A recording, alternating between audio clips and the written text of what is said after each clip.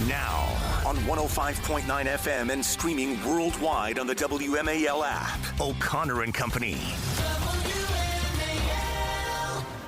It's 7:07 right now, and we're live in your nation's capital every single morning from 5 till 9. Coming up at 8:05, Katie McFarland, former Deputy National Security Advisor, will give us her take on the latest between Ukraine and Putin, and Russia, really, and whether there is any hope for a ceasefire. 8:35, Curtis Leggett, President and CEO of the National Association of Broadcasters, will join us, hoping that we can get some new rules here with regard to broadcast company ownership, specifically considering how big tech is able to take over pretty much every single means of communication out there without any sort of regulation.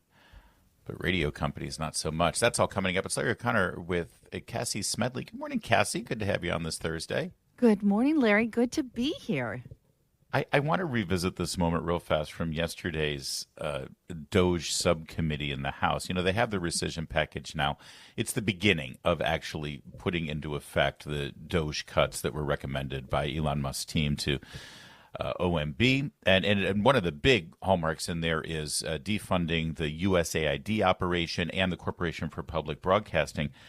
There was this witness there on behalf of all these nonprofit do-gooder organizations. And apparently one of the organizations that she was championing, that she funded with our tax dollars, proposed the premise that if someone denies that they are a racist, that's actually evidence that they are a covert white supremacist. Okay, so it's, heads I win, tails you lose kind of situation. Right.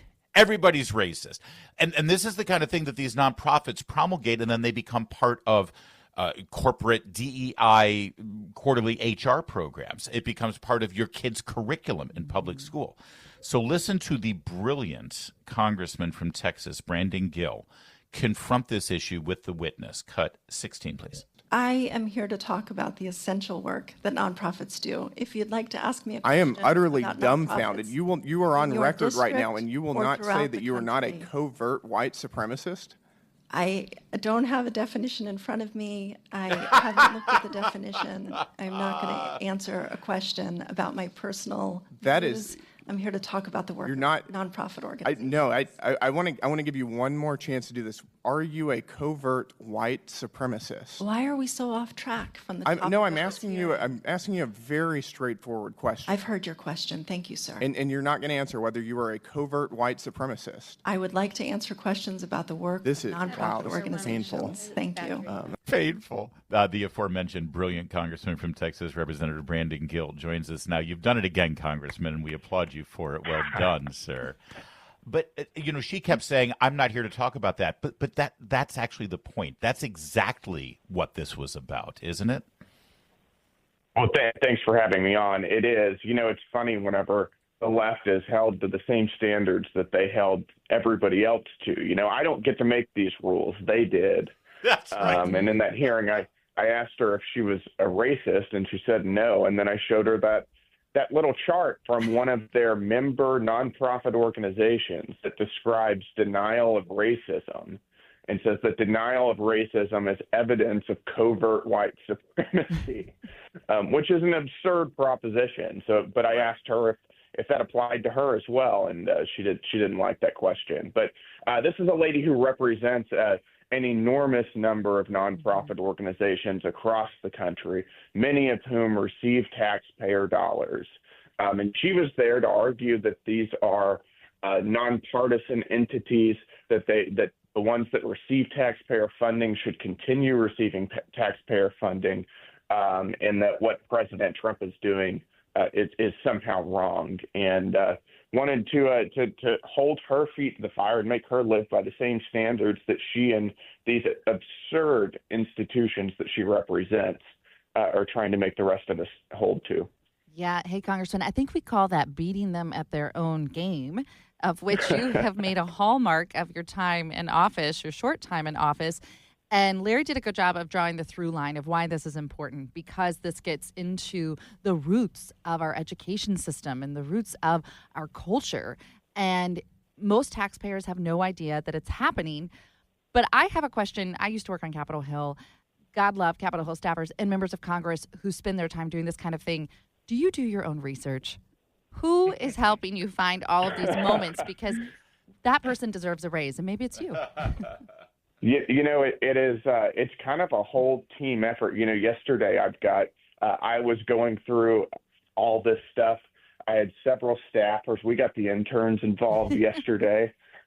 So we had kind of a full office effort yesterday working on all of this. Because I'll be honest, stuff like this, it takes a little bit of time. It takes quite a bit of prep to go through this stuff. I would not be surprised. We've got a phenomenal staff. Wouldn't be surprised if your father-in-law might be texting you some pointers as well here and there, Congressman Gill. Listen, where does this stand now? Because, listen, you perfectly demonstrated exactly why my money shouldn't be spent on this. That's the real atrocious thing, is that this gobbledygook that might end up, on campus in Harvard or in some, society salon in Manhattan where people, wring their hands about racism. That's fine. Do it with your own money, but not with ours. Are these cuts going to be made? Do you have the votes for this? And very importantly, to defund NPR? Yeah, I mean, that's going to be our first test. And I think that this is kind of a put up or shut up moment for Republicans here. We've been talking a lot about DOGE cuts. Everybody's been really big on it. Now let's actually do it. I think we're going to have the votes for it. I think that, candidly, I think it's going to be tough to be a Republican and go back to your district, no matter how conservative or moderate it is, and explain to your Republican voters why you voted against defunding NPR. So I think we're going to be able to get it done. And I think once we do, we're going to get another rescission bill, and we're going to keep going. Is there any chance that you will get some Democrats? I think Democrats have to own that. What you just exposed yesterday, and maybe because of redistricting, they're just so many of them are stuck in safe districts that nobody has to answer to the voters anymore.